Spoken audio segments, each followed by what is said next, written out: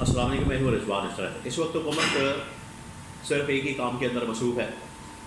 ملک کے اندر مسائل حکومت کو نظر نہیں آ رہے پچھلے بلکہ 6 مہینے سے ہی حکومت اپنے ہی کاموں کے اندر مصروف ہے، اپنے اقتدار کو لمبا کرنے کے لیے، اقتدار کو بچانے کے لیے، اپنے کیسز معاف کروانے کے لیے، اپنے ریفرنسز معاف کروانے کے لیے، NRO کے اوپر عمل درآمد کے لیے، اور اپنے تمام کے تمام سہولت کاروں کو نوازنے کے لیے یہ کام کیا جا رہا ہے۔ ان کو نہ مہنگائی کی فکر ہے، نہ بےروزگاری کی فکر ہے، نہ ملک کی تباہی اور بربادی کی فکر ہے، نہ ملک کے اندر فسطائیت کی فکر ہے، نہ ملک کے اندر انسانی حقوق کی پامالی کی فکر ہے۔ ان کو صرف اپنی حکومت کی پڑی ہے کہ اپنی حکومت کسی طرح سے اس کو تقویت دیں، لمبا کریں، اس کو مضبوط کریں، آئین کے اوپر حملہ کریں، عدلیہ کے اوپر حملہ کریں، اپنی گارنٹر، اپنے سہولت کاروں کو نوازیں، قاضی پائیجیسا کو نوازیں، الیکشن کمشنر کو نوازیں، اور یہی نظام جو ہے وہ قائم و دائم رکھا جائے۔ اور اگر قاضی پائیجیسا ریٹائر ہو جاتا ہے، نہیں آتا، ایکسٹینشن اس کو نہیں ملتی، تو کم از کم اپنی مرضی کا چیف جسٹس اوپر لا کے بٹھا دیں تاکہ ہمارے خلاف کوئی فیصلہ نہ آ سکے۔ اس کے لیے یہ جو سب کچھ کرنا ہے، اس کے لیے آئینی ترمیم بڑی ضروری ہے، اور آئینی ترمیم کے لیے ان کی جانب سے پوری کوشش، سر توڑ کوشش کی جا رہی ہے، سر توڑ کوشش کی جا رہی ہے۔ اور پچھلے 24 سے 48 گھنٹے میں خاص طور پر SCO سمٹ ختم ہونے کے بعد ان کی ملاقاتیں تیز ہو گئی ہیں، میٹنگز زیادہ ہو گئی ہیں، میل جول کافی بڑھ گیا ہے، ایک دوسرے کے ساتھ کمیونیکیشن کوآرڈینیشن بہت زیادہ تیز ہو گئی ہے، تاکہ جلدی جلدی اس کے اوپر آئینی ترمیم پاس کی جائے اور اس کے اوپر عمل درآمد کیا جائے۔ آئینی ترمیم کے اندر ابھی بھی رکاوٹیں موجود ہیں، اور PTI MNA توڑنے کے لیے کیا حربے استعمال کیے جا رہے ہیں، اور نون لیگ کے اپنے ممبران قومی اسمبلی اس آئینی ترمیم کے اوپر حکومت کو سپورٹ کرنے کو تیار نہیں ہے۔ اس بارے میں بڑی اہم ترین انفارمیشن میرے پاس ہے۔ ایک تو دیکھیں، حکومت کے 2-3 پلانس ہیں اس آئینی ترمیم کو کرنے کے لیے، وہ میں آپ کو بتا دیتا ہوں۔ ان کا پلان یہ پہلا کہ کسی طرح سے قاضی پائیجیسا اگر چلا جاتا ہے تو اپنی مرضی کا چیف جسٹس لائیں۔ اپنی مرضی کا چیف جسٹس لانے کے لیے ضروری ہے آئینی ترمیم، تاکہ ان کے پاس اختیار آ جائے چیف جسٹس کی تعیناتی کا۔ تو اپنے پاس کرنا چاہتے ہیں، اس کے لیے آئینی ترمیم لازمی ہے۔ پلان A ان کا یہ ہے کہ مولانا کو منایا جائے، 8 ووٹ وہاں سے لیے جائیں، قومی اسمبلی کے اندر بھی، سینٹ کے اندر بھی، قومی اسمبلی کے 8 اور سینٹ کے تقریباً کو 3-4، اور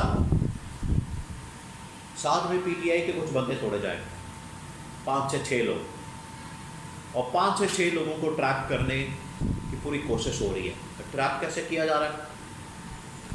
ان کے بیوی بچوں کو مارا جا رہا ہے، ان کے اوپر تشدد کیا جا رہا ہے، ان کے اوپر ٹارچر کیا جا رہا ہے، ان کو اغوا کیا جا رہا ہے، ان کو تشدد کا نشانہ بنایا جا رہا ہے، ان کو غائب کیا جا رہا ہے، ان کے اوپر پریشر ڈالا جا رہا ہے، تاکہ 5 سے 6 لوگ جو ہے PTI کے ٹوٹ کے حکومت کے ساتھ مل جائیں۔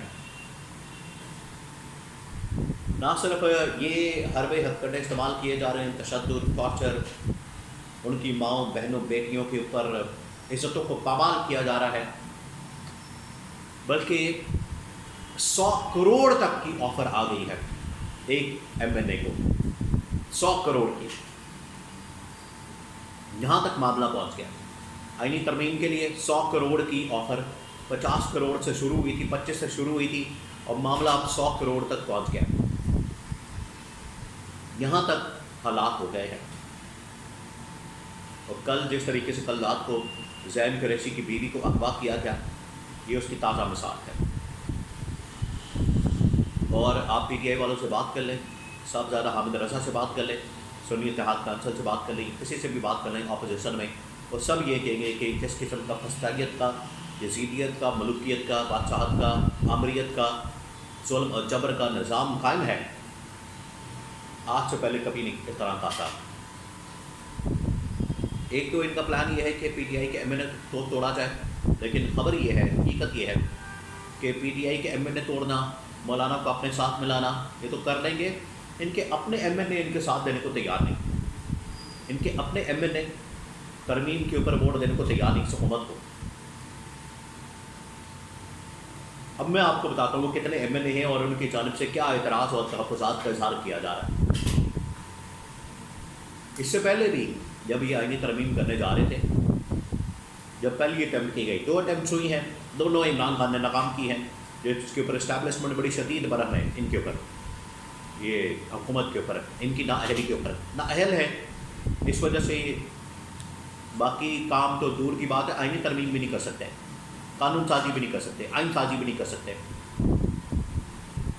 2 اٹیمپٹ ان کی ناکام ہوئی۔ پہلی اٹیمپٹ کے اندر ان کا پلان یہ تھا کہ لوٹے کر کے پی ٹی آئی سے توڑ کے مولانا کو ملا کے اور اپنے لوگوں کو ووٹ کے لیے قائل کیا جائے۔ جب ان کے اپنے لوگوں نے ووٹ کے لیے کہا کہ ہمیں آپ دکھائیں، مسودہ دکھائیں، ڈاکومنٹ دکھائیں، ترمیم دکھائیں، سکہ دکھائیں، تو ان کی جانب سے انکار کر دیا گیا۔ نون لیگ نے اپنے ممبران قومی اسمبلی کو مسودہ شیئر کرنے سے انکار کر دیا۔ اسی طرح سے پیپلز پارٹی نے اپنے ممبران قومی اسمبلی کو، سینیٹرز کو مسودہ دینے سے انکار کر دیا، جس کی وجہ سے کیا ہوا، بہت سارے ایم این اے اور بہت سارے سینیٹرز نون لیگ کے، پیپلز پارٹی کے، وہ ناراض ہو گئے۔ انہوں نے کہا کہ اگر آپ نے ہمیں اس طرح سے بھیڑ بکریوں کی طرح چلانا ہے، آپ نے ہمیں ایسا سلوک کرنا ہے، آمریت آپ نے رکھنی ہے، اور ہمیں آپ مسودہ بھی نہیں شیئر کر رہے، ہمارے ساتھ انفارمیشن بھی نہیں شیئر کر رہے، تو اس قسم کی پھر کوئی ضرورت نہیں ہے ہمیں اس قسم کے ووٹ کی، ترمیم کی اور پارٹی کی۔ وہ ناراض ہو گئے تھے۔ آج بھی صورتحال ہوئی ہے۔ تقریباً 10 کے قریب ایسے ایم این اے موجود ہیں نون لیگ کے اندر سے جنہوں نے اعلان بغاوت کر دیا ہے۔ انہوں نے کہا کہ نون لیگ کو ہم ووٹ نہیں دیں گے۔